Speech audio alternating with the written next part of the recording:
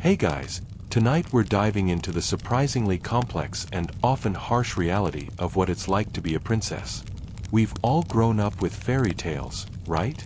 The ones where a princess lives in a beautiful palace, enjoys fancy parties, and waits for true love to come sweep her off her feet.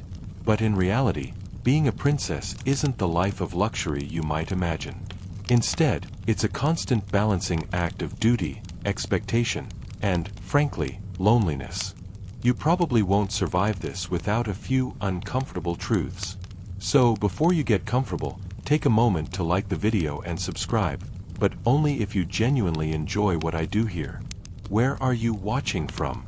And what time is it over there?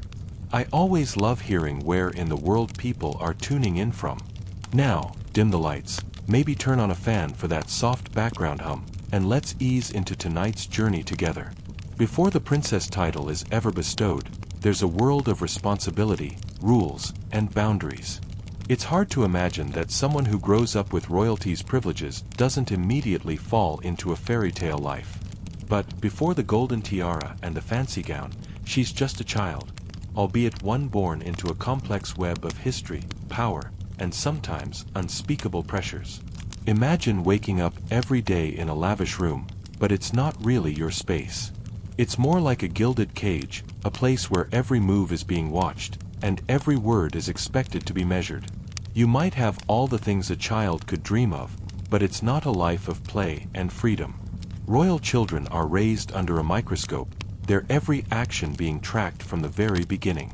Instead of playdates with normal kids, they have strict schedules of education, etiquette lessons, and family obligations that come with their bloodline. Historians still debate the psychological toll this kind of upbringing can have. On one hand, it's said that a royal upbringing teaches discipline and responsibility. After all, she's being groomed for leadership. But there's also the question of whether such a regimented life can strip a child of their personal identity and sense of freedom.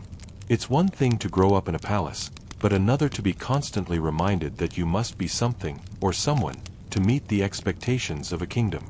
Here's where things get tricky. Princesses don't get to choose their lives. From the start, it's all about obligation.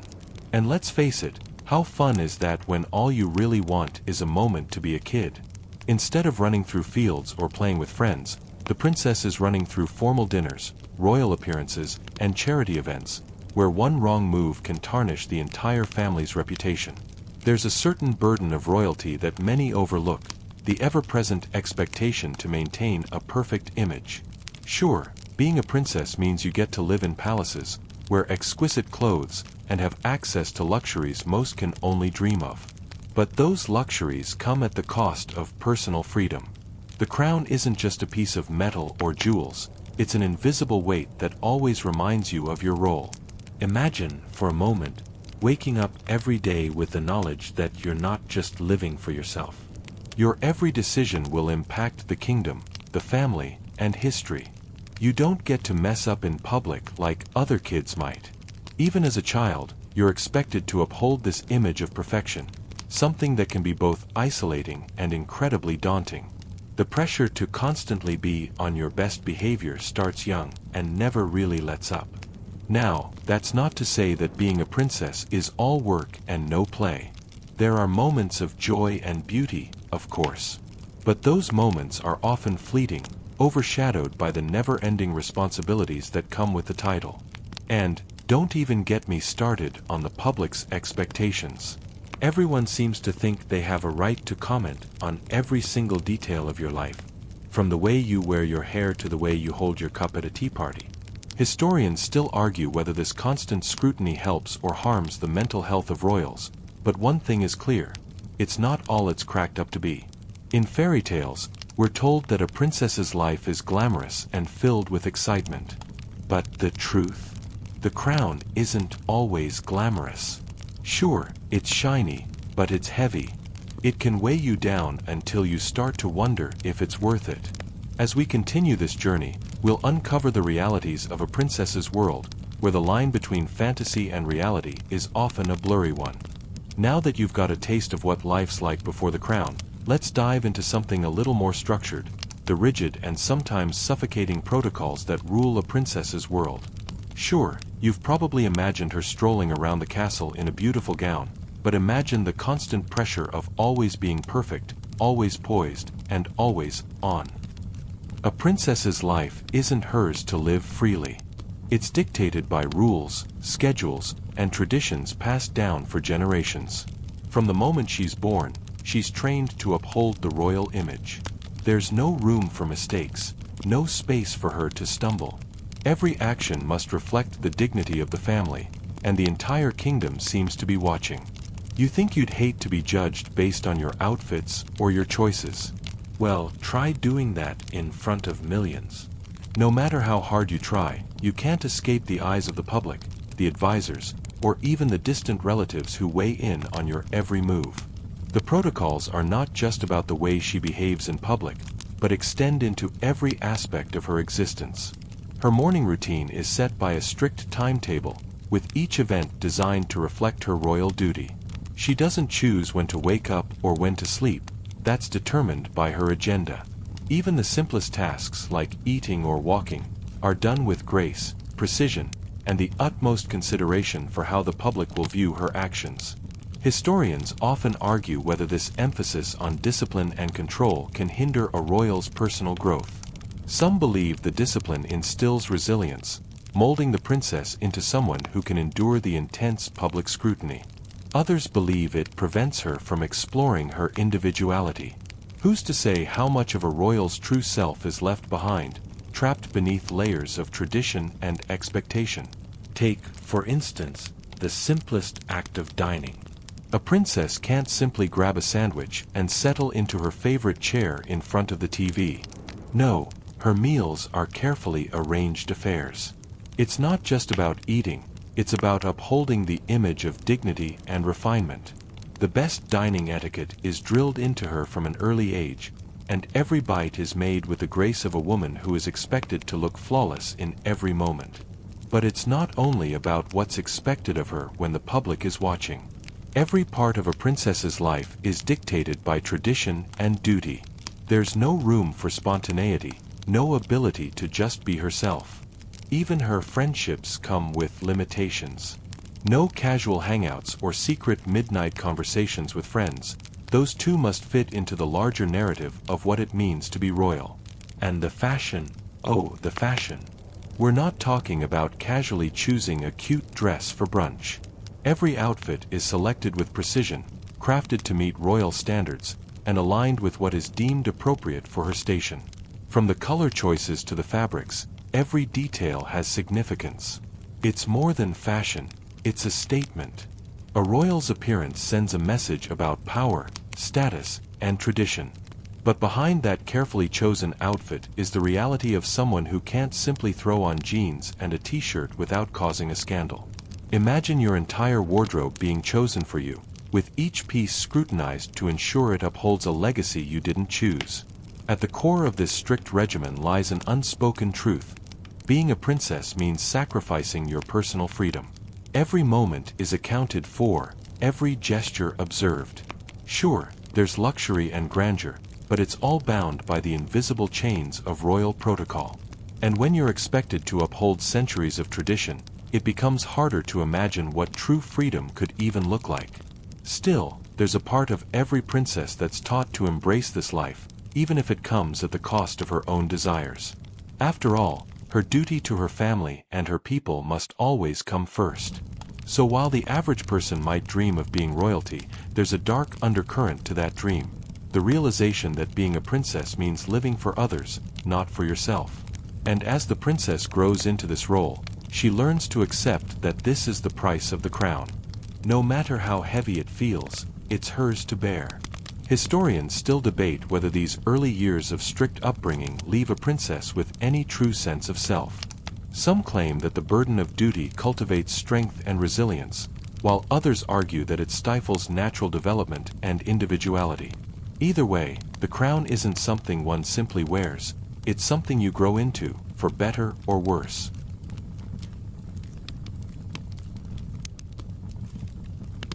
Now that we've explored the rigid world of royal protocol, let's take a closer look at something else that's undeniably a part of a princess's life: the image she has to maintain. From the moment the world knows her name, she's no longer just a person. She's an emblem, a symbol, an idealized vision of royalty. And every move she makes, every word she speaks, is part of a carefully crafted persona. It's like being under the spotlight 24/7, but with the added pressure that everything you do must be absolutely perfect. Imagine this. You're a princess, living in a beautiful palace, but your every action is scrutinized and analyzed by people you've never even met. When you smile, it's not just a smile. It's a symbol of grace, kindness, and composure. When you speak, it's not just words, it's a performance, an opportunity to reinforce everything the kingdom expects of you. One slip-up, one misstep, and the media is on you faster than you can say, royalty. From the outside, it may seem glamorous, being the face of your family, a symbol of everything that's noble and pure. But let's take a step back for a moment and think about how exhausting that really is. You have to be constantly aware of your image, from how you walk to what you wear, to how you speak and interact with people. There's no room for a bad day, no space for you to just be yourself. Every moment is a performance, and your audience is the entire world. It's like being an actor in a play that never ends. The curtains never fall. There's no doubt that royal life requires a certain level of diplomacy and tact. But the downside? The world sees only what it's allowed to see. Behind the perfectly polished public appearance, a princess is often left to wrestle with her own sense of identity. Who is she really, beneath the crown and the flawless hair? Historians still argue whether the overwhelming pressure to maintain such a curated image robs a princess of her true self. How much of her personality gets lost in the pursuit of perfection? And the worst part? The pressure doesn't only come from the public, it comes from within the royal family itself. Every member has their own idea of what a princess should be, and they all have a say in how she carries herself. As much as the princess might want to express herself, to step away from the constraints of her royal role, there's always someone reminding her of her duty to represent the family with dignity. It's a delicate balance, one that can easily tip into personal frustration. Take, for example, the media's role in crafting the princess's image. They're not interested in her humanity, her flaws, or her struggles. Instead, they want the fairy tale version, the one where everything is perfect, and she always acts with grace and poise. But when the public image is so heavily monitored, how much of the real person is left behind? That person becomes a character in a story written by the press, the family, and the expectations of the monarchy. Yet, the press can be an unpredictable beast. As much as a princess might try to uphold her image, there's always the risk of a scandal, a misstep, or a slight mistake that becomes magnified beyond all proportion. What's worse is the fact that public opinion can shift in an instant. One day, a princess can be adored, the next day, she's the target of criticism. The public is fickle, and their love can turn to disdain just as quickly as it started. Imagine being loved one moment and hated the next, without ever truly understanding why. This is why the idea of the perfect princess is so dangerous. It creates an unrealistic expectation that can be impossible to live up to. No one is perfect, yet a princess is expected to be, every single day. Her image becomes the epitome of grace, poise, and elegance, but underneath that, she's still human. And being human means experiencing everything from exhaustion to self-doubt, to frustration and even anger, emotions that have no place in the public eye. Historians still debate whether the pressure to maintain such a public image has long-term psychological effects. Some argue that this constant self-monitoring leads to a sense of identity loss, while others believe it builds resilience, pushing the princess to become a master of self-restraint. Regardless, it's clear that being a princess is more about being a symbol than it is about being a person. So, next time you think about the glamorous life of royalty, remember this: the smile you see, the perfectly posed pictures, the flawless demeanor, it's all part of a carefully constructed image.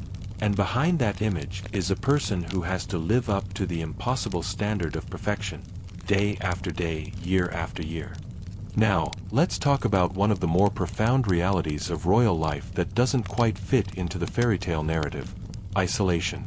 You might think that being a princess means a life full of glamorous parties, banquets, and endless opportunities for socializing. But the truth? A princess is rarely surrounded by true, genuine companionship. She's often trapped in a world where everyone around her is either a subject, a servant, or a distant relative with an agenda.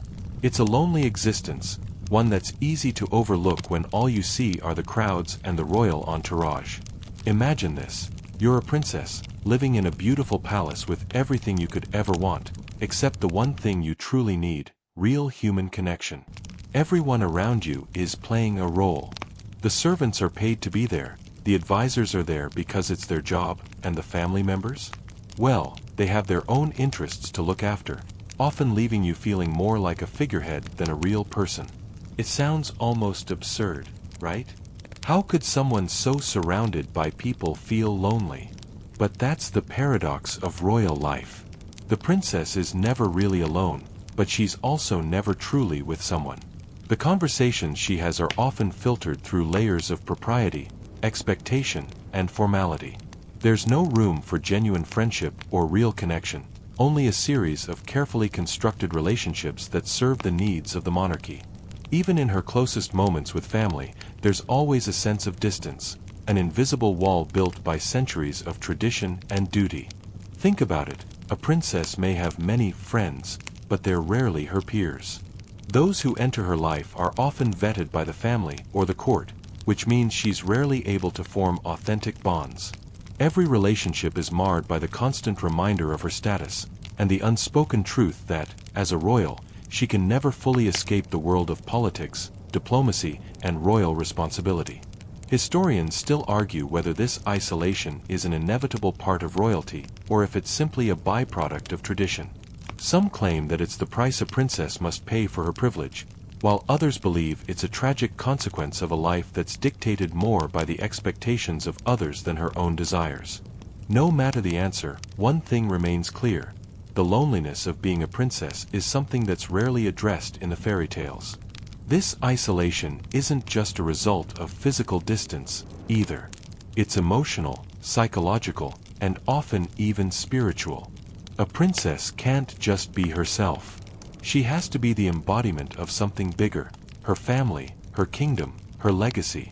This can be incredibly isolating because, deep down, she may long for the freedom to just exist as an individual, without the weight of expectations hanging over her every decision. Imagine wanting to have a quiet moment with a friend, but instead, you're always expected to represent the monarchy, to smile and wave, to be flawless. When you're always on, it's easy to forget what it feels like to truly relax and be yourself. What about romantic relationships? Can a princess ever really connect with someone in an intimate way? The answer is often no. Royal marriages are often arranged for political reasons, meaning that love, or even friendship, doesn't always play a part. The princess must conform to the will of the monarchy and marry for the sake of dynastic stability, not personal happiness. While love stories might sell magazines and fill the pages of tabloids, the reality is that a princess's love life is just another obligation, one she must fulfill for the good of the family and the kingdom. And let's not even talk about making friends outside the royal court. While ordinary people can forge bonds based on shared experiences, a princess can't relate to most of the world in the same way. She's not allowed to experience things like working a regular job or simply going out to the store. Her life is separated from the rest of society in such a fundamental way that even small acts of connection, like a casual conversation with a stranger, become nearly impossible. The sad irony is that the more people adore her, the more isolated she becomes. The public's obsession with the princess, her every appearance, her every word, and her every choice, ensures that she can never truly escape the role she's been assigned. She's trapped in a gilded cage, adored by millions, but unable to share herself with anyone without the risk of damaging her carefully constructed image. It's a lonely existence that the fairy tales don't often show us. The princess who seems so full of life and love on screen is often just as isolated and alone as anyone else. The paradox of royalty is that it places someone at the very center of attention, but never truly allows them to connect with others on their own terms. And that isolation can be more devastating than anything the princess may ever face. Historians still argue about whether this emotional isolation is one of the unspoken tragedies of royal life. Some argue that it's a necessary evil to maintain the stability and legacy of the monarchy. Others believe that it's the greatest cost of the title, stripping the princess of a personal life and leaving her to navigate the world alone. Either way, there's no denying that for all the wealth, power and privilege, a princess is often left without the one thing that really matters: true companionship. Let's shift gears a little and dive into one of the most crucial, yet misunderstood, aspects of royal life: marriage. If you've ever watched a fairy tale, you know how it goes. A princess meets a charming prince, they fall in love, and they live happily ever after. But, in the real world of royalty, that happily ever after doesn't usually look like what you might expect. In fact, it's often more of a political arrangement than a romance. Marriage, for a princess, is often less about love and more about legacy. From the moment a princess reaches a certain age, marriage becomes a subject that's discussed not just with her, but with her family, advisors, and even the state. It's a strategic move, a political tool that strengthens alliances, secures power, and ensures the survival of the royal bloodline. Imagine being in your late teens or early 20s, and realizing that the person you marry may not be someone you've chosen at all. Instead, they're a candidate selected for their ability to maintain the dynasty, uphold royal duties, and, most importantly, produce heirs. Historians still debate whether arranged marriages in royal families are truly effective in building strong unions, or if they merely ensure the continuation of power at the expense of personal happiness. Some argue that these marriages often lead to stable dynasties because both parties know exactly what their roles are. Others, however, believe that this lack of emotional connection can result in miserable marriages, where both partners may feel more like business associates than true companions. But even if the princess and her chosen partner don't share a deep emotional connection, they still have a job to do. The royal couple is expected to produce heirs, cementing their family's legacy and ensuring the continuation of the throne. This duty can make romance seem like a distant dream. Instead, the couple spends their time attending official events, working on diplomatic relationships, and playing the part of the ideal royal couple. Their public appearances are staged and carefully choreographed, each moment reinforcing the image of unity and stability. Behind the scenes, however, the reality of a loveless marriage can be much harder to bear. And what about the pressure to produce an heir? That's another layer of complexity in a royal marriage. The birth of a royal child is not just a personal event, it's a national one. Every pregnancy is scrutinized, every delivery is publicized, and every child is expected to embody the perfect image of what a royal heir should be. The immense pressure to deliver a healthy heir is a burden that no one outside the royal family can truly understand. And what happens if things don't go as planned? What if the princess struggles to conceive or, heaven forbid, faces a miscarriage? The stigma of not fulfilling her duty as a royal wife can weigh heavily on a princess, creating a deep sense of guilt and inadequacy. Even if the princess does have children, there's little time for motherhood in the traditional sense. She is still expected to balance her duties as a mother with her royal obligations. Her children might grow up under her watch, but they're also groomed for the throne from a very young age. The pressure to raise them according to the highest standards is unrelenting.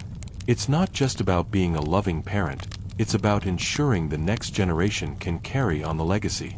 And let's not forget the role of love in all this. We often hear stories about royal couples who end up falling in love after marriage, or the idea of a slow-burn romance that develops over time. While these stories sound comforting, they aren't the reality for most royal marriages. For many, love is something that has to be carefully cultivated, if it comes at all. The emotional bond may take years to form, if it forms at all, and it's often secondary to the duties they must fulfill as part of their public roles. The idea of love and companionship takes a back seat to duty and power, leaving the princess to navigate a life that can feel lonely and emotionally unfulfilling. But in the context of the royal family, duty always comes first. Sacrifices are made for the sake of the monarchy, and while the world may admire the princess for her composure and grace, few understand the emotional toll it takes to uphold the royal image. Historians still argue whether this emotional sacrifice is worth the stability it brings to the monarchy. Some argue that the royal family's unity is essential to the nation's stability, while others contend that it's cruel to expect personal happiness to be sacrificed for the greater good of the crown. Either way, the marriage of a princess is rarely a fairy tale romance.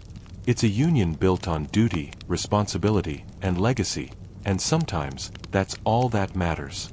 Now that we've explored the weight of royal marriages, let's look at another truth that isn't often mentioned in fairy tales: the endless stream of duties that occupy a princess's life.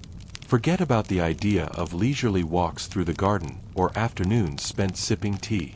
A princess's day is usually packed with events, appearances, and obligations that leave little time for anything resembling a normal life. Her calendar is filled with official duties. From charity galas to state dinners, ribbon-cutting ceremonies to diplomatic meetings, a princess is expected to be the face of the monarchy, constantly representing her family and country. It's not just about attending events, it's about attending the right events, at the right time, and looking effortlessly graceful while doing it. Imagine for a second that you're expected to show up at hundreds of events a year, always perfectly composed, always poised, and always with a smile, even when you're exhausted or just don't feel like being there. That's the reality of a royal life. Most people get weekends off, but for a princess, there is no weekend. Her time is meticulously planned, and every day is just as packed as the last. And don't even think about canceling. The monarchy has built its reputation on consistency, stability, and tradition, so showing up is not optional. Every royal appearance is seen as a reflection of the monarchy's health and standing, and any absence or misstep can be viewed as a failure. Even something as simple as being late can make the headlines. Historians still argue whether the demands of royal life are truly necessary for the function of a monarchy, or if they're simply relics of a bygone era. Some believe these constant obligations are essential to the royal brand, reinforcing the image of duty and service. Others contend that they serve more as a way to distract from the lack of real power that most modern royals hold. Regardless of the reasoning, there's no denying the toll it takes on the princess's personal life. Now, you might think that with all these events, a princess would be surrounded by excitement and joy, but in reality, many of these occasions are deeply formal and almost businesslike. There's no time for casual chit-chat or personal moments. Every conversation is a performance, a chance to reinforce her image as a poised, capable leader. There's little space for genuine connection or personal enjoyment. And remember, those aren't just small, local affairs. Some of the most important events a princess attends are on an international scale, and one wrong gesture can lead to a diplomatic incident. The pressure to maintain composure is immense. But it's not all glamorous dinners and fancy events. Much of the princess's day-to-day life revolves around charity work, public outreach, and state affairs. These causes are often noble, but the expectations are high, and there's no room for mistakes. A misstep here could mean a loss of public trust, or worse, a PR disaster. While other people can express their opinions on social media or in private, a princess is held to a much higher standard. Every action, every word, every appearance is part of the larger narrative of her family and the monarchy itself. And what about those moments when the princess wants to take a break? Unfortunately, rest is a rare luxury. Even vacations are carefully planned affairs. While you or I might enjoy a spontaneous getaway, a princess's time away is often scheduled months in advance and can come with its own set of expectations. She's never truly off the clock. Even when she's not attending public events, she's still expected to maintain the royal image, to be constantly aware of how she's being perceived. You see, the truth of the matter is that the life of a princess isn't just full of public appearances, it's a relentless cycle of them. There's no room for mistakes, no time to just be human. The schedule is grueling, and the expectations are nearly impossible to meet. If you or I were faced with such a schedule, we'd be burnt out within weeks. But for a princess, it's just part of the job. And in a world that never sleeps, neither does the duty of the monarchy. So, while it may seem like a life full of grandeur, it's actually a life filled with constraints and constant vigilance. It's a far cry from the lazy afternoons and carefree days of the fairy tales. Instead, it's a life of service, always on call, always representing the family, always performing. Historians still debate the efficacy of this constant obligation. Some argue that the non-stop demands of the royal lifestyle help maintain the monarchy's relevance and support. Others claim that the pressure is too great, leading to burnout and dissatisfaction among royals. Either way, one thing is clear: the life of a princess is not a series of carefree moments, but a non-stop, carefully orchestrated performance of duty. Now that we've touched on the unrelenting duties that fill a princess's day, let's take a deeper look at the often complicated relationships she has with her own family.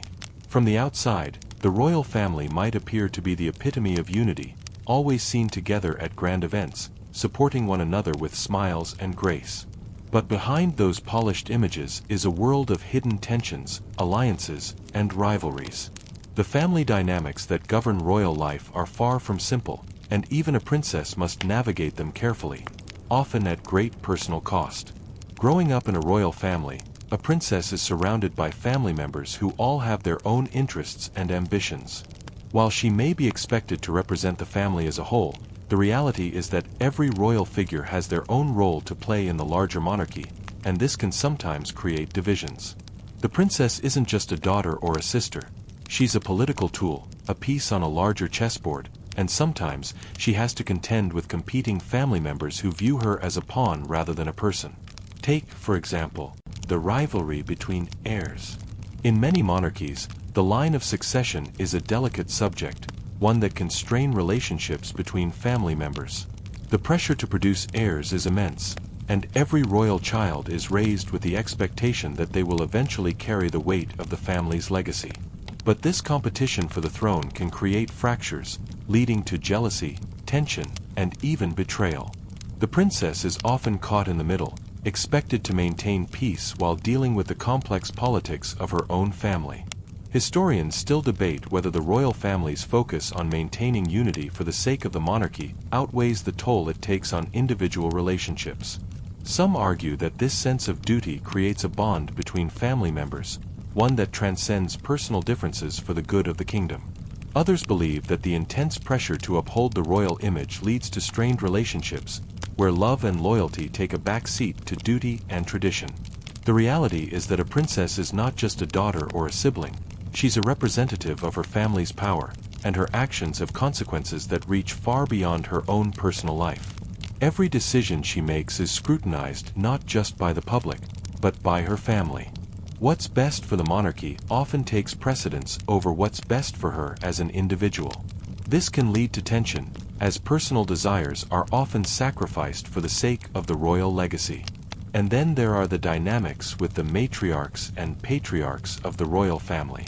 The queen or king, whoever sits at the head of the family, holds immense influence over every royal decision. While a princess may feel the weight of expectation from her family, the true pressure often comes from her parents or older relatives. They're the ones who decide what she'll wear, whom she'll marry, and what causes she'll support.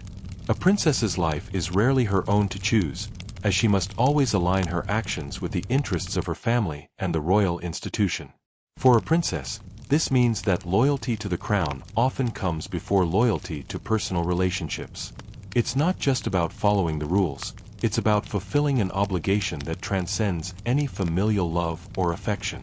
A moment of rebellion, a stray decision to go off script, could jeopardize the entire family's reputation. The princess is the living embodiment of royal expectations, and this role is often at odds with her own desires and emotions. At the same time, the princess may struggle with the constant performance expected of her.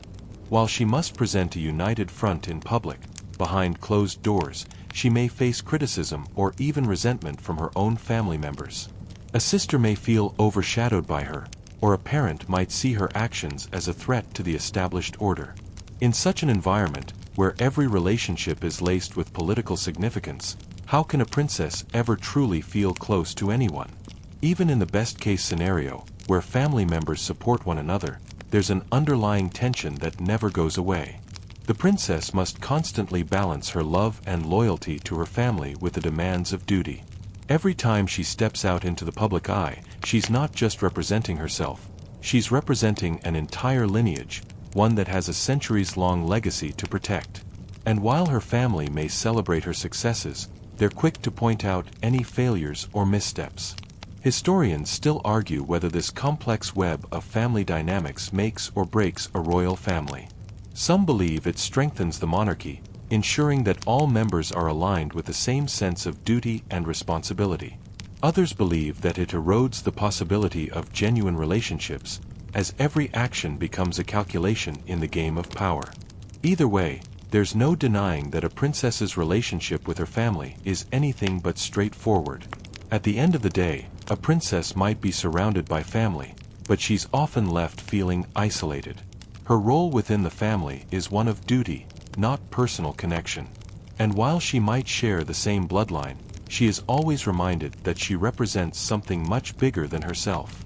In the royal family, there's little room for individuality, and every action must be weighed against the interests of the monarchy.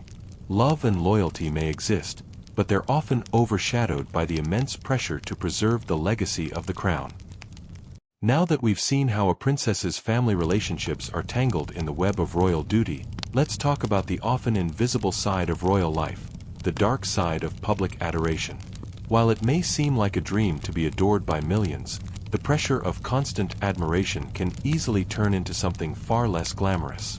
A princess is always under the public microscope, with every move scrutinized and every word examined. This creates a unique set of challenges that the fairy tale stories never prepare us for.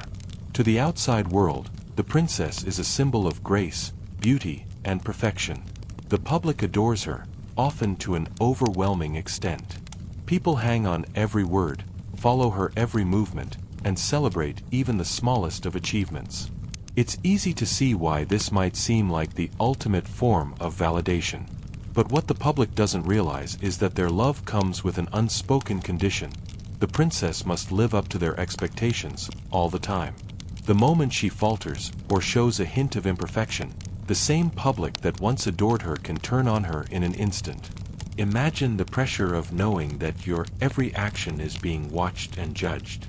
For most people, that kind of scrutiny is reserved for the workplace or a public performance, but for a princess, it's constant. The world waits to see her attend every event, make the right speeches, and behave according to the rigid standards of royalty.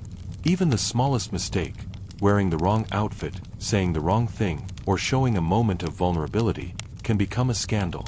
It's an exhausting, soul-sucking experience to live a life where your every misstep could become the next headline. It's even worse when the public's affection isn't as unconditional as it may seem.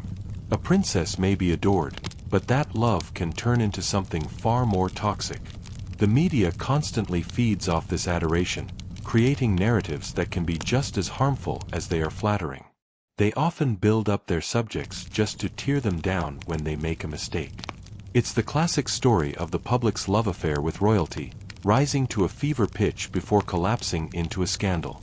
And a princess, no matter how much she may try to maintain control over her life, has to weather this storm. Historians still argue whether the intense public scrutiny helps or harms the mental health of royals. Some suggest that it creates a sense of accountability, reminding the princess that she is a representative of her family and country. Others argue that it strips her of her humanity, leaving her feeling like nothing more than a perfect image to be admired, not a real person with her own flaws and imperfections. Either way, the public's overwhelming gaze can make even the most confident princess feel small and insignificant. What's more, this adoration can also lead to an overwhelming sense of isolation. You'd think that being adored by millions would make a person feel loved, but for a princess, that kind of love is distant and impersonal. She is loved for what she represents, not for who she truly is. The love of the public is abstract, and that can be incredibly isolating. It's a form of affection that she can never truly experience in a personal way. because it's always filtered through the lens of royalty and duty. For example, take a moment to think about the intense public interest in royal events like weddings and births. The entire world watches, waiting to see the next step in the royal family's story. A princess's life becomes a series of public milestones, each one a carefully orchestrated spectacle for the world to consume. The pressure to make every moment perfect is enormous. A royal wedding isn't just a private event, it's a global occasion, one that people from every corner of the world will dissect, comment on, and follow. And after the wedding, the attention doesn't stop, it only intensifies. If there's a baby, it becomes a world event. Every milestone in the princess's life becomes part of the public's larger narrative, one where there's no room for error. But what happens when the public adoration fades? When a princess isn't the latest subject of media fascination, or when her family goes through a scandal? The public's fickle nature becomes painfully obvious. One day, a princess is the face of grace and elegance, and the next, she's the target of harsh criticism. The adoration shifts quickly to disdain, and the very people who once worshipped her can suddenly turn their backs. This cycle of love and criticism can be psychologically draining. A princess is expected to maintain an air of perfect composure, but deep down, she's still human. She can't always be the picture-perfect image that the world demands. And when she falls short, she faces not only personal disappointment but also the scorn of the public, the media, and even her family. The emotional toll of constantly striving to meet those expectations can be overwhelming. Imagine living in a world where you never get a break from being the person everyone wants you to be, but never the person you want to be. Historians still debate whether this public adoration is ultimately beneficial or harmful to a princess's well-being. Some suggest that it reinforces the sense of duty and responsibility, keeping the princess grounded in her role. Others argue that it strips away any sense of individuality, leaving the princess to exist only as an object of public consumption. Either way, the constant love and scrutiny of the public is a defining aspect of royal life, one that can be both uplifting and incredibly isolating. So, while the public may adore her, the reality is that this admiration often feels more like a heavy burden than a blessing. And the princess, caught in this whirlwind of affection and judgment, must find a way to navigate it, always keeping up the appearance of perfection while silently carrying the weight of the world on her shoulders. As we've seen, being a princess is far from the fairy tale image most of us have grown up with. From family dynamics to public adoration, there's always something weighing on her shoulders. But beyond all these external pressures, there's an aspect of royal life that few people truly understand: the reality of being in the public eye and the complete lack of privacy that comes with it. A princess's life is rarely her own. She is always expected to maintain the perfect public image, and that expectation extends to every moment of her life, private or not. Imagine, for a moment, waking up every day with the knowledge that no part of your life is truly private. Whether you're attending a state dinner or simply stepping out for a walk, someone is watching, someone is taking notes, and someone is ready to pass judgment. The very concept of privacy, something that most people take for granted, becomes a distant dream. For a princess, there's no off switch. Even in her most personal moments, whether it's with her family, her friends, or even her partner, she's aware that the world is waiting to find out what she's doing, what she's saying, and who she's with. Take a simple family gathering, for example. For most people, this is a time to relax, share a meal, and catch up without the pressures of the outside world. But for a princess, even these moments are public. Photographers wait for a glimpse of her laughing with family, the tabloids are eager to share every interaction, and critics are ready to analyze how she looks, what she wears, and even the smallest nuance in her expression. There's no escaping it. Every moment, whether joyous or somber, becomes fodder for public consumption. Historians still debate the toll this lack of privacy takes on royal individuals. Some claim that the constant exposure builds resilience, teaching royals how to navigate the world with poise and grace, regardless of the scrutiny. Others argue that it strips away their humanity, leaving them to live lives under constant surveillance, devoid of the simple joys of privacy and anonymity. Either way, the price of fame is steep, and for a princess, the cost is personal. When a princess gets a glimpse of the outside world, she's often reminded of how different her life is. Sure, she might visit a charity or attend a public event, but even these occasions are filled with cameras, eager faces, and the expectation that she will perform. It's a delicate balancing act, keeping up the royal image while also trying to hold on to something that feels genuine. The problem is, when every move is scrutinized, the line between the real person and the image begins to blur. The public begins to see only what the princess allows them to see, and she becomes a character, a symbol of royalty rather than a person. But it's not just the public that invades her privacy. Close family members, advisors, and even the state have a say in her personal life. The people who should be her most trusted confidants often become a part of the larger narrative of what she represents. Every decision she makes, from who she marries to where she goes on vacation, is viewed through the lens of duty, legacy, and power. There's no room to make a decision for herself. Every choice is weighed against the expectations of the monarchy, the kingdom, and the public. Even when a princess desires to step outside the rigid protocols and live a more personal, private life, there are always eyes on her. A simple stroll in the park might be reported as a rare glimpse of the princess in a relaxed moment, and a slight change in appearance might be noticed as a sign of distress or rebellion. It's a world where nothing goes unnoticed, and where the princess is rarely given a moment to simply be. For the modern princess, there is no escape from the spotlight. With the rise of social media and 24/7 news coverage, every small detail is magnified and dissected. A princess is expected to keep her life in perfect order, not just in front of cameras, but even when the cameras aren't rolling. And when it's all over, the royal duties, the public events, the constant surveillance, she is expected to return to her private life, still wearing the royal crown, still holding the image of grace and perfection, even in the most private moments. Historians still argue whether this constant exposure is detrimental to a royal's well-being. Some claim that it creates a sense of duty, ensuring the princess always remains connected to the people she represents. Others believe it strips away any semblance of individuality, making the princess nothing more than a puppet in the royal performance. No matter the perspective, one thing is clear: the lack of privacy is a silent burden that weighs heavily on a princess's life. The ultimate question is this: can a princess ever truly escape the confines of royal expectations and live a life of her own? Can she ever reclaim her privacy, or is she forever bound by the duty she was born into? In a world where every moment is exposed to the public, a princess's sense of self is constantly under siege.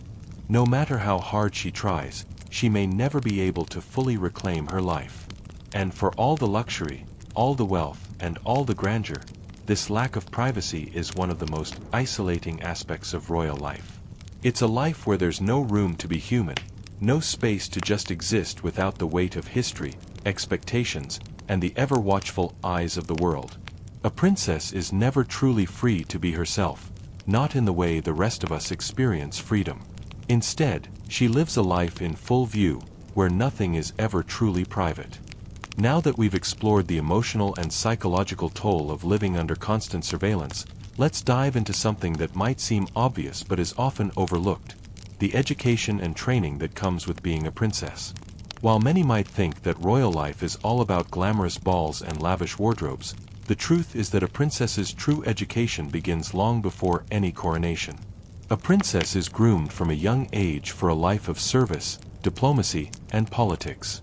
It's a training that goes far beyond what most of us can imagine, and it's not always as glamorous as it sounds. Imagine growing up knowing that your education isn't just about learning history or mathematics. It's about learning how to navigate the complex world of politics, diplomacy, and statecraft. From an early age, a princess is trained in subjects that will prepare her to represent her family and country. Her days are filled with lessons in international relations, law, public speaking, and the history of the monarchy. These lessons are designed to ensure that she can step into her royal duties with confidence, knowledge, and grace. But the reality? It's a lot of hard work, often without much room for the typical teenage pursuits like hanging out with friends or exploring personal interests.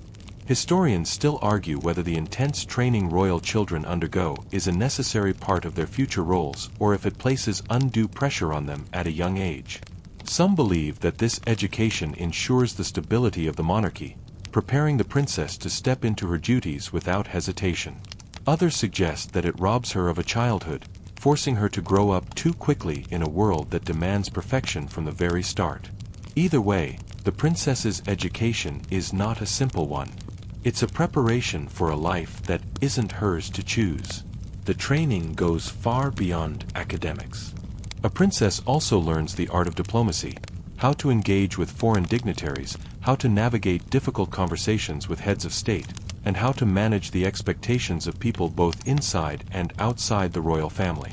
She's expected to be a representative of her family and her country at all times, and that means learning how to handle high-pressure situations and delicate negotiations. The princess's role is not just ceremonial, it's about representing the monarchy in the most meaningful way possible. While this education may seem impressive, it also comes at the cost of personal freedom. A princess is trained to be a leader, to fulfill her royal duties with excellence. But where is the room for her to simply be herself?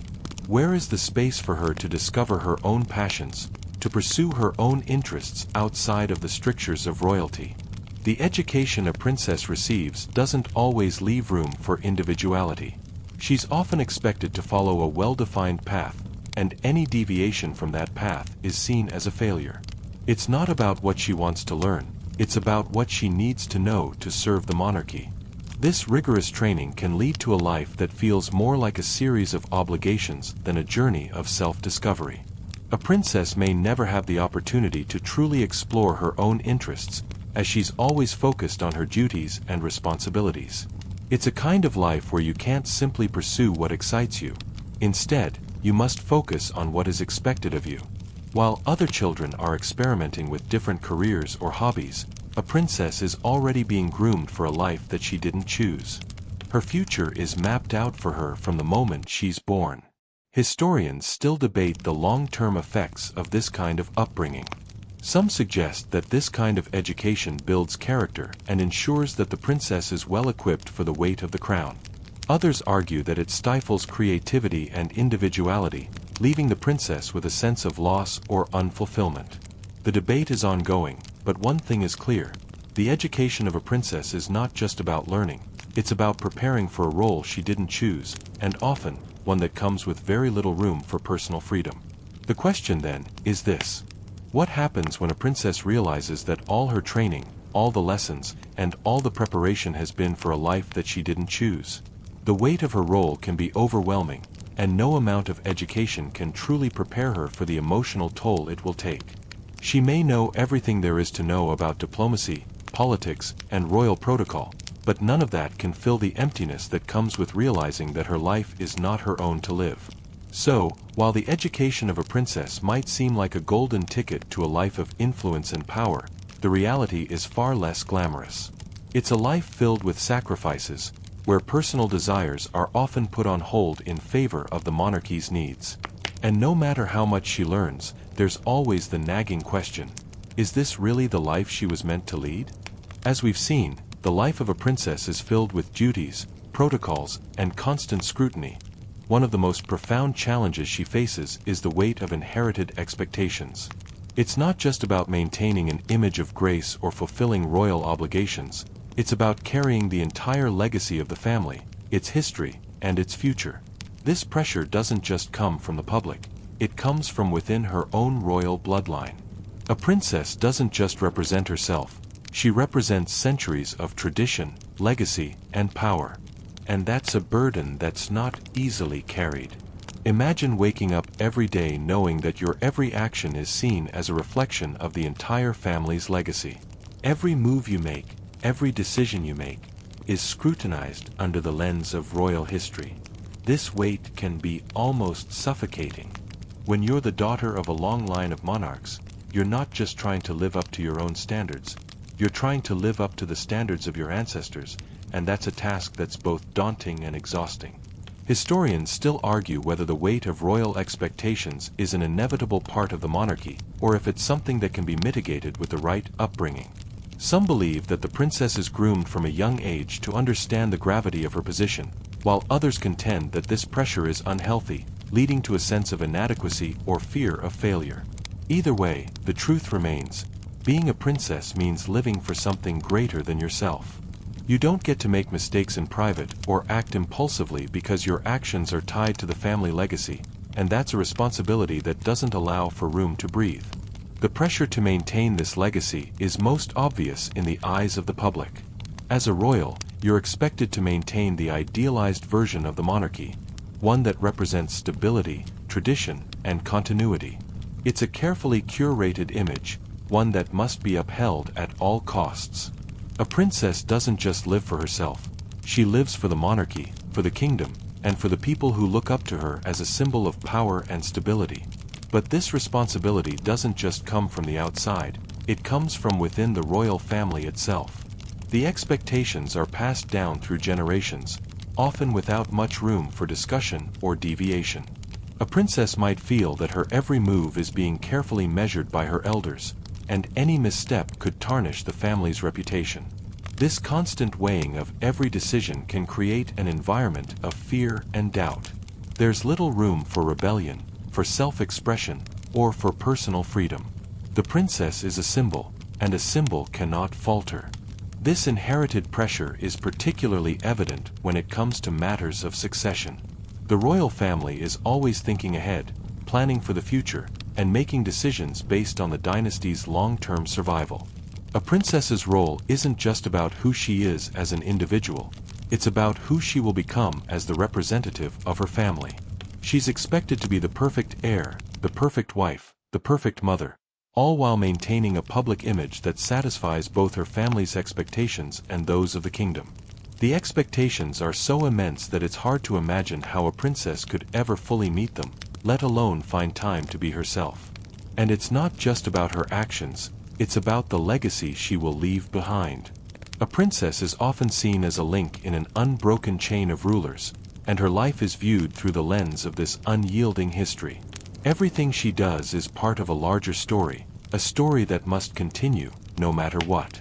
The fear of failure can be paralyzing, and the pressure to meet these expectations can overwhelm even the most well-trained and well-prepared royal. Historians still debate whether the heavy burden of inherited expectations strengthens or weakens a royal family. Some argue that it ensures the survival of the monarchy, forcing royals to maintain stability and continuity across generations. Others believe that it stifles personal growth and creates an environment where individual needs are always subordinated to the greater good of the monarchy. Either way, the weight of legacy is a central part of the princess's existence, and it is something that must be carried with grace and dignity. But where does that leave the princess herself? The answer is often a life of sacrifice, where personal desires are constantly pushed aside in favor of duty. A princess doesn't have the luxury of deciding her path. Her path is determined by the legacy she must uphold. While she may have moments of joy and fulfillment, those moments are always fleeting, overshadowed by the unrelenting pressure of maintaining the royal image. The future of the monarchy rests on her shoulders, and there's little room for error. So, as the princess goes about her royal duties, she is constantly reminded of the legacy she must carry. There's no room to be weak, to doubt, or to question. Her life is an ongoing performance, a representation of a family that has existed for centuries. And though she may long for freedom, for the chance to live for herself, the weight of inherited expectations keeps her bound to the crown. As we've explored, a princess's life is full of sacrifices. But one of the most significant sacrifices she makes is the loss of her personal desires. When you're born into royalty, your life is not your own. It's not about what you want, it's about what you're expected to give up for the sake of the crown. And these sacrifices aren't always the dramatic, headline-worthy moments that we see in tabloids. They're the quiet, everyday choices that define what it truly means to live a life dictated by royal duty. A princess may never get to experience the freedom to simply be. Imagine waking up in the morning, knowing that every choice you make, what to wear, where to go, how to behave, has already been dictated by the expectations of the monarchy.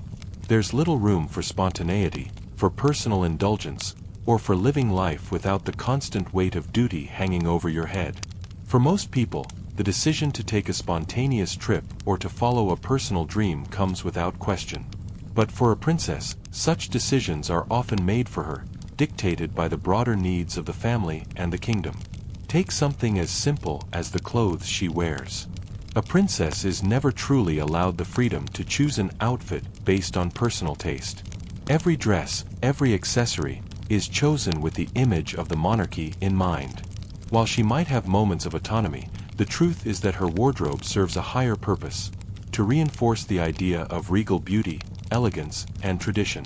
In a world where self-expression is a natural right, the princess must suppress her own desires in favor of maintaining the perfect image. Historians still argue whether this suppression of personal desires is a necessary part of royal life, or if it's a detrimental consequence of being born into the monarchy. Some believe that it's a small price to pay for the stability of the family and the kingdom, while others argue that it leads to deep emotional struggles, especially as the princess grows older and begins to question her role. Either way, the princess's life is defined by what she cannot do, not by what she can. Beyond clothes, a princess must also sacrifice her privacy. The simplest moments, walking through the palace gardens, enjoying a quiet dinner, or spending time with loved ones, are all subject to public attention. For the rest of us, personal time is something we can take for granted, a sanctuary where we can unwind and be ourselves. For a princess, however, there's no such thing. Every moment is public, every relationship is scrutinized. Even moments of personal reflection or emotional vulnerability are publicized, making her personal struggles just another piece of royal drama. And let's not even touch on relationships.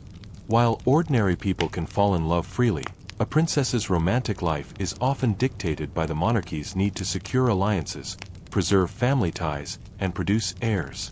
Her partner is chosen for her, not based on love, but based on political necessity. The concept of romantic freedom is something a princess simply doesn't have. Even when she does marry, it's often a union that's more about duty than affection. And should she fall in love with someone outside of this carefully constructed plan, the consequences can be disastrous, both for her personal happiness and for the monarchy itself. A simple question that many of us take for granted, what would you do if you could do anything, is one that a princess rarely has the luxury of answering. The choices she makes are not her own. They're the result of royal traditions, family expectations, and the constant need to represent an institution that demands perfection. There's little room for personal growth or the chance to explore her own desires. The princess must sacrifice her individuality to become a vessel for the monarchy's image. Historians still argue whether this loss of personal freedom can be justified. Some say that the sacrifices made for the crown are necessary for maintaining stability and tradition, ensuring that the monarchy remains a symbol of continuity.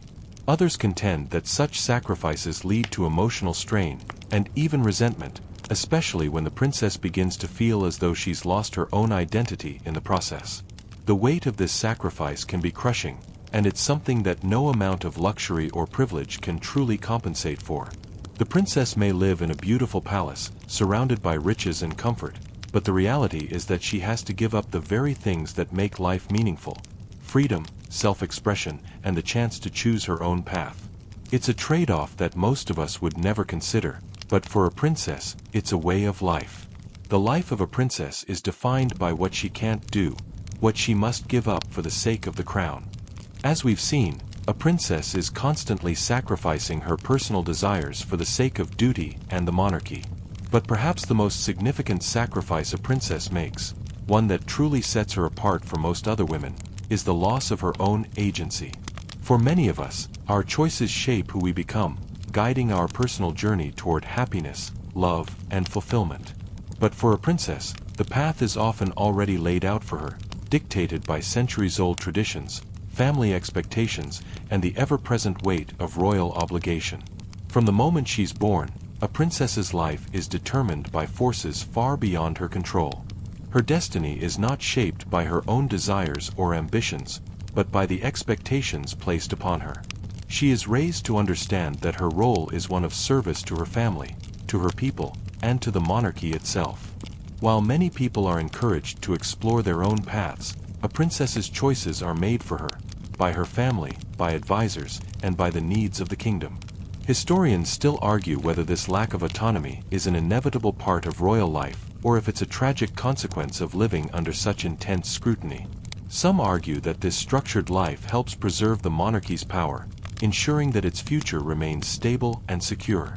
Others contend that it's a form of oppression, stripping away the individuality and freedom that are natural rights for the rest of us.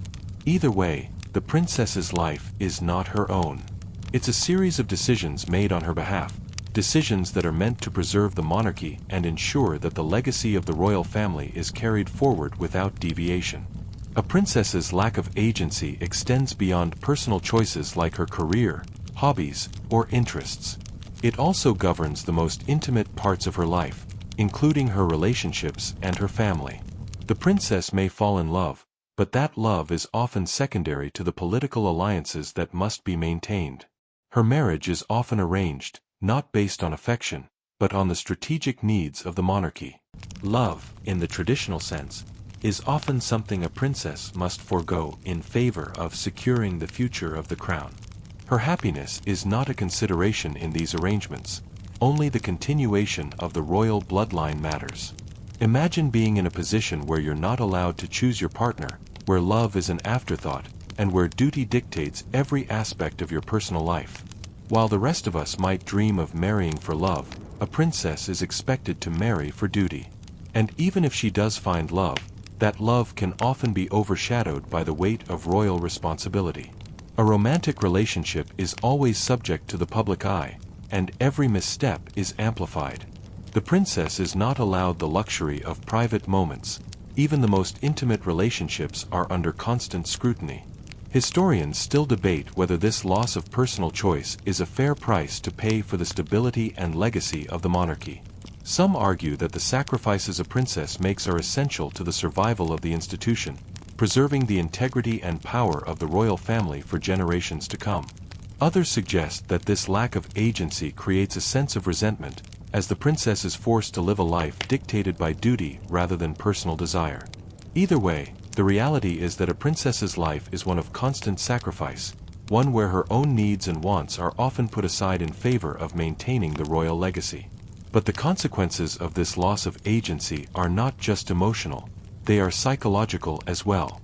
A princess may begin to question her worth, not as an individual, but as a cog in the machinery of the monarchy. She is not valued for who she is, but for what she represents. She is expected to maintain the perfect image, to embody the ideals of grace, duty, and power. And when her own desires and dreams are continually suppressed, it's easy to see how this can lead to a sense of emptiness, of living a life that is not her own. While the princess's life may appear glamorous from the outside, the truth is that it is a life of sacrifice and compromise. She may wear the crown, but it is not hers to wear freely. Every decision she makes is filtered through the lens of duty and royal expectation. She is not free to choose her path, her partner, or even her own happiness. The life of a princess is a life lived for others, not for herself. Historians still argue whether this lack of agency is the price of power and privilege or the tragic cost of living in the royal spotlight. Some say it's the price of ensuring the survival of the monarchy. Others say it's the price of a life that could have been, but never was. Either way, one thing is clear: the princess is never truly free to live for herself. She is bound by the responsibilities of the crown, a role that leaves little room for personal autonomy or fulfillment. As we've seen, the life of a princess is filled with obligations, constraints, and constant pressure. Yet, even with all these challenges, there's one significant question that often lingers. What happens when the princess steps away from the throne? The idea of leaving the crown behind seems like an impossible choice for someone born into royalty, but there are times when even the most well-trained royal must ask herself if it's possible to walk away and live a life of her own choosing. Stepping down from the throne is not a simple matter. In many cases, A princess might not have the luxury of even considering this option. Her life, from birth onward, is meticulously planned to fit into a broader royal agenda, one that is generations old and not easily altered. The monarchy demands its heirs, and a princess's role as a future queen or consort is crucial to ensuring the continuation of her family's legacy. For her to step away would be seen not just as a personal choice, but as an act that could jeopardize centuries of history. Yet, every now and then, a princess will entertain the idea of leaving it all behind. Perhaps it's the crushing weight of responsibility or the desire to be free of public scrutiny. Perhaps it's the realization that she'll never truly be her own person, that she will always be defined by the monarchy and never by her own desires. The thought of leading a life outside the royal spotlight, one where she can make her own choices, follow her own passions, and love without the eyes of the world watching, becomes an increasingly tempting prospect. Take, for example, the case of Princess Margaret, the younger sister of Queen Elizabeth II. Throughout her life, Margaret was constrained by the duties of royalty, but she also struggled with her desire for independence and personal happiness. Her desire to marry for love, something far outside the boundaries of royal duty, led her to an emotional and public battle with her family, and though she ultimately remained a member of the royal family, her life was marked by personal sacrifices. Her example illustrates the internal conflict faced by many royals, the push and pull between duty and desire, between what is expected of them and what they truly want out of life. Historians still debate whether the concept of stepping away from the throne is something that can realistically happen in modern monarchies. Some argue that it's a symbolic choice, a way to relinquish power and pave the way for new leadership, as seen with Prince Charles's long wait for the throne. Others claim that stepping down is an almost impossible feat, given the deeply ingrained traditions that dictate royal life. Whatever the case, the desire for freedom, for autonomy, for the ability to live life on her own terms, those are feelings that every princess grapples with at some point in her life. The idea of escaping the throne and finding a life of relative obscurity seems appealing, but even after stepping away, the princess will never fully escape her royal ties. There is always the weight of the family legacy, the echo of royal duty, and the unspoken responsibility to represent her family and her country. A former princess may step away from the crown, but the public will never fully let her go. No matter how much she tries to live a quiet, normal life, she will always be tied to the institution that birthed her. Take, for instance, Princess Diana. She was not just a beloved princess, she was an international symbol of compassion, grace, and humanitarianism. But after her divorce from Prince Charles, she was no longer the Princess of Wales in the official sense, though the public never stopped calling her by that title. Her life post-royalty was a balancing act between living as a private citizen and remaining a symbol of royal importance. Diana's tragic end in 1997 only reinforced the sense that a royal, even after stepping away from the throne, can never fully leave the past behind. No matter how much she may want to carve out a new life, she remains forever tethered to the institution that created her. Historians still argue about whether a former princess, even when she steps away from the monarchy, can ever truly live a free life. Is the idea of freedom an illusion, or is it just the reality of royal life that makes true independence unattainable? Some believe that stepping away from the throne is a step towards self-actualization, allowing the royal to shape her own future. Others argue that the system itself is so deeply ingrained in a princess's identity that there's no escaping it. She will always be tied to her royal past, no matter how hard she tries. Ultimately, what happens after the crown is relinquished is complicated. The world may see a princess as free, but the legacy of the crown is never truly gone. Her story will always be tied to the monarchy, no matter how far she tries to distance herself from it. And for many princesses, that thought alone can make the idea of stepping away seem more like an impossible dream than a real option. The path to true freedom is often blocked by the unyielding expectations of the monarchy, the weight of legacy, and the fear of letting down the family and the people. So, while the idea of a princess stepping away from the throne sounds liberating, it's rarely that simple. The truth is, no matter how much a princess might want to escape, she will always carry with her the burden of royal duty, and the legacy of her family will always remain with her. The choice to walk away may exist in theory, but in practice, it is often not a choice at all. As we've seen, the life of a princess is filled with obligations, constraints, and constant pressure. Yet, even with all these challenges, there's one significant question that often lingers. What happens when the princess steps away from the throne?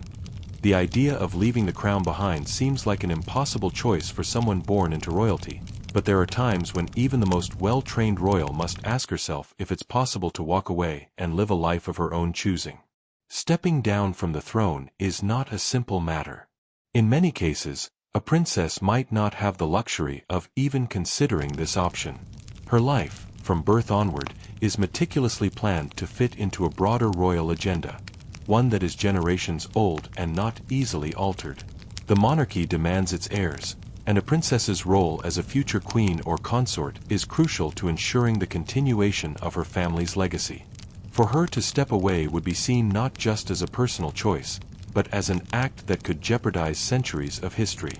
Yet, every now and then, a princess will entertain the idea of leaving it all behind. Perhaps it's the crushing weight of responsibility or the desire to be free of public scrutiny. Perhaps it's the realization that she'll never truly be her own person, that she will always be defined by the monarchy and never by her own desires. The thought of leading a life outside the royal spotlight, one where she can make her own choices, follow her own passions, and love without the eyes of the world watching, becomes an increasingly tempting prospect. Take, for example, the case of Princess Margaret, the younger sister of Queen Elizabeth II. Throughout her life, Margaret was constrained by the duties of royalty, but she also struggled with her desire for independence and personal happiness. Her desire to marry for love, something far outside the boundaries of royal duty, led her to an emotional and public battle with her family, and though she ultimately remained a member of the royal family, her life was marked by personal sacrifices.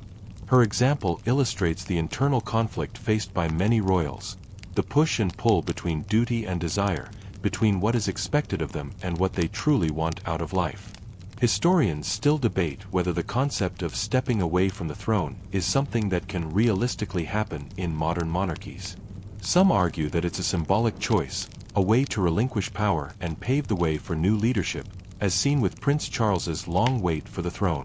Others claim that stepping down is an almost impossible feat, given the deeply ingrained traditions that dictate royal life.